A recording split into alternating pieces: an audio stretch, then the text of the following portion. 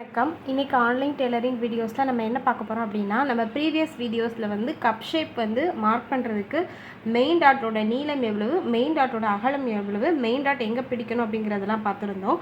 So அதை பார்க்காதவங்க அந்த வீடியோ போய் பாருங்கள். அதோட லிங்க்கை நான் டிஸ்கிரிப்ஷனில் கொடுக்குறேன். இந்த வீடியோவில் நம்ம என்ன பார்க்க போகிறோம் அப்படின்னா, சைடு டாட், அதாவது பட்டன் பட்டி டாட், ஆர்ம் ஹோல் டாட், இது ரெண்டுத்துக்குமான டிஸ்டன்ஸ் எவ்வளவு, இது ரெண்டு எந்த அளவில் இருக்கணும் அப்படிங்கிறத இந்த வீடியோவில் பார்க்க போகிறோம். வாங்க வீடியோக்கு போகலாம். அதுக்கு முன்னாடி மறக்காமல் நம்ம சேனலை சப்ஸ்கிரைப் பண்ணிடுங்க.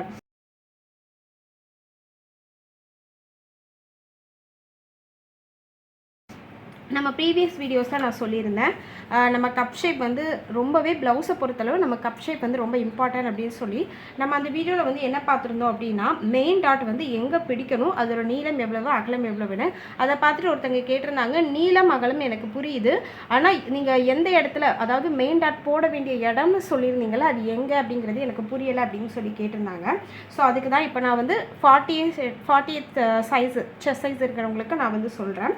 நம்ம சொல்லியிருந்தோம் டாட் பிடிக்க வேண்டிய அளவு, அதுக்கான ஃபார்முலா என்ன அப்படின்னா, மார்பு சுற்றளவை 12ஆல் டிவைட் பண்ணிவிட்டு +1 பண்ணணும். இதுதான் அந்த பாயிண்ட், அதாவது சென்டர் டாட் பிடிக்கக்கூடிய பாயிண்ட்டுன்னு நான் சொல்லியிருந்தேன். ஸோ இப்போ நான் என்ன வரும், நமக்கு 48 12ஆல் டிவைட் பண்ணிவிட்டு +1 பண்ணும்போது நமக்கு 5 வரும். ஓகேவா?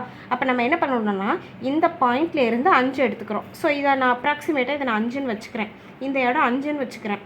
ஸோ வச்சுட்டு ஸ்ட்ரெயிட்டாக ஒரு கோடு நான் சொல்லியிருந்தோம். டாட்டுக்கு நீளம் கண்டுபிடிக்கிறதுக்கு என்ன ஃபார்முலானா, மார்பு சுற்றளவு, டாட்டோட நீளம் கண்டுபிடிக்கிறதுக்கு வந்து மார்பு சுற்றளவை 12ஆல் டிவைட் பண்ணிவிட்டு -1/2 பண்ணணும்னு சொல்லியிருந்தேன். அப்படி பண்ணும்போது நமக்கு 3/2 வரும். நான் அந்த வீடியோலேயே நம்ம பார்த்துருந்தோம், டாட்டோட நீளமும் டாட்டோட அகலமும் வந்து சேமாக தான் இருக்கும் எப்போவுமே அப்படின்னு சொல்லியிருந்தோம்.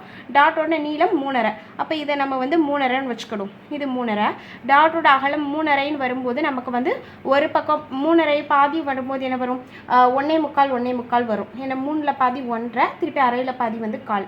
ஸோ அப்போ நம்ம வந்து 1.25 இந்த பக்கம் 1.25, இந்த பக்கம் 1.25 எடுத்துக்கிறோம். ஸோ இங்கே வச்சுட்டு நம்ம இப்படி மார்க் பண்ணியிருப்போம். ஸோ இப்போ புரிஞ்சிருக்கும்னு நினைக்கிறேன். நம்ம எந்த பாயிண்ட், இந்த 5ங்கிறது வந்து நம்ம இந்த பாயிண்டில் இருந்து, அதாவது துணியோட ஃபோல்டட் சைடு, துணி வந்து இந்த இடத்துல நமக்கு வந்து ஃபோல்டட் இல்லைன்னா எட்ஜாக கூட இருந்துட்டு போட்டோம், அது நமக்கு ப்ராப்ளம் இல்லை.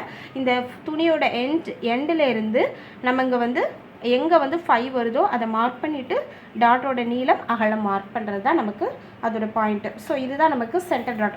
ஸோ சென்டர் டாட் நம்ம ஏற்கனவே சொல்லியாச்சு, இருந்தாலும் அவங்க ஒரு டவுட் கேட்டிருந்ததுனால நம்ம பண்ணியிருந்தோம். ஸோ இப்போ நெக்ஸ்ட் நம்ம பார்க்க போகிறது ஆர்ம் ஹோல் டாட்டு, பட்டன் பட்டி டாட்டு, அதுக்கப்புறம் சைடு டாட். இதை வந்து அட்ஜஸ்ட்மெண்ட் டாட்டுன்னு சொல்லுவாங்க. ஸோ அது வந்து இம்பார்ட்டன்ட் கிடையாது, நம்ம ரொம்ப இம்பார்ட்டன்ட் ஆனது இந்த 2 டாட்டு. ஸோ அதை பற்றி நம்ம பார்க்கலாம். நெக்ஸ்ட்டு வந்து பார்த்தோன்னா ஆர்ம் ஹோல் டாட்டு. ஆர்ம் ஹோல் டாட்டுக்கான டிஸ்டன்ஸ் எவ்வளவு வைக்கணும் அப்படிங்கிறது நிறைய பேருக்கு வந்து டவுட்டாக இருக்கும். ஸோ அதை பற்றி தான் நம்ம பார்க்குறோம். என்னென்னா, ஆர்ம் ஹோல் டாட் கண்டுபிடிக்கிறதுக்கு ஃபார்முலா என்னென்னா, உங்களோட செஸ்ட் சைஸ் எவ்வளவு இருக்கோ, மார்பு சுற்றளவு எவ்வளவோ அதை ஹோல் டாட் கண்டுபிடிக்கிறதுக்கு மார்பு சுற்றளவை 16ஆல் டிவைட் பண்ணிட்டோன்னா 48, 16ஆல் டிவைட் பண்ணும்போது 3 வரும். ஓகேவா? அப்போ இந்த பாயிண்டில் இருந்து, இந்த டாட்டோட இந்த பாயிண்டில் இருந்து 3 எங்கே வருதுன்னு பாருங்கள். இப்போ இந்த இடத்துல வருதுன்னா இது ரெண்டுத்துக்குமான டிஸ்டன்ஸ் வந்து 3 இன்ச். இதிலேருந்து இது வரைக்கும் 3 இன்ச் இருக்கணும். ஸோ அந்த மாதிரி நம்ம வச்சுக்கிறோம். அதுக்கப்புறம் வந்து பட்டன் பட்டி டாட், இந்த சைடில் வரக்கூடிய டாட்டு,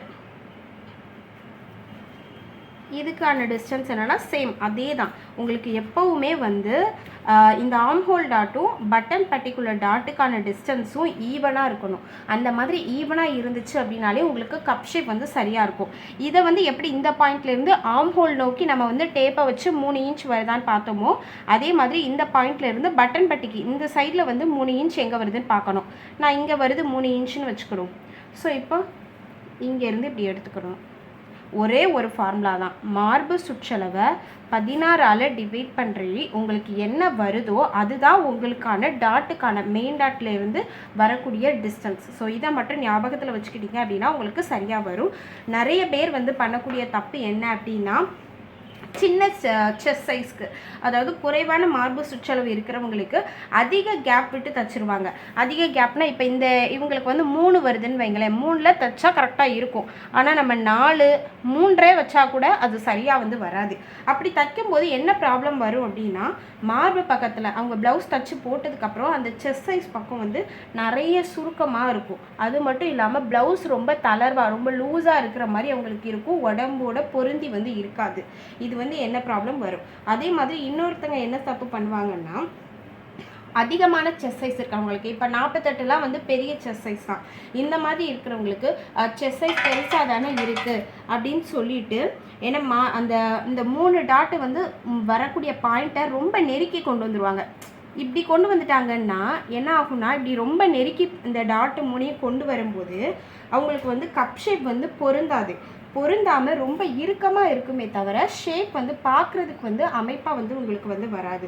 ஸோ நம்மளோட செஸ்ட் சைஸ் என்னவோ அதுக்கு தகுந்த மாதிரி தான் இந்த டிஸ்டன்ஸை வந்து நம்ம வந்து விடணும். ஸோ அப்படி விட்டால் தான் நமக்கு கப் ஷேப் வந்து சரியாக வந்து வரும். ஸோ இந்த வீடியோ மூலமா உங்களுக்கு டாட் வந்து எங்கே போடணும், இந்த ஆம்ஹோல் டாட்டு பட்டன் பட்டிக்கான டாட்டுக்கான டிஸ்டன்ஸ் தெரிஞ்சிருக்கும் அப்படின்னு நினைக்கிறேன். இன்னொரு விஷயம் சொல்ல மறந்துட்டேன், இந்த அட்ஜஸ்ட்மெண்ட் டாட்டு இது வந்து நம்ம இங்கேருந்து இந்த ரெண்டுத்துக்குமான டிஸ்டன்ஸே நம்ம வச்சுக்கலாம். இந்த டாட் வந்து எதுக்காக போடுவாங்கன்னா, இது கம்பல்ஷன் கிடையாது, இது வந்து ஆப்ஷனல் தான். சப்போஸ் சிலருக்கு வந்து தச்சு முடிச்சதுக்கப்புறவு இந்த ஃப்ரண்ட் ஹைட்டும் அந்த பட்டன் பேக் பீஸ் இருக்குல்ல அதோட ஹைட்டுக்குமே டிஸ்டன்ஸ் வர்ற மாதிரி ஒரு சிலர் ஃபீல் பண்ணுவாங்க. ஸோ அப்படி வரும்போது இதை வந்து குறைக்கிறதுக்காக இந்த டாட் வந்து பிடிப்பாங்க. இது வந்து கம்பல்ஷன் கிடையாது, இது பிடிச்சாதான் டாட் வந்து கப் ஷேப் சரியாக இருக்கும் அப்படிங்கிறதுலாம் கிடையாது.